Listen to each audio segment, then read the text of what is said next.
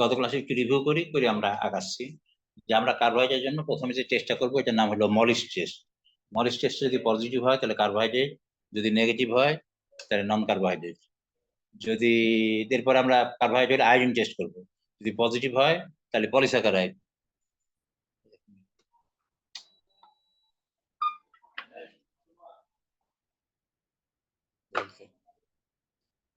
এই দরজাটাকে বন্ধ করে দাও কেউ।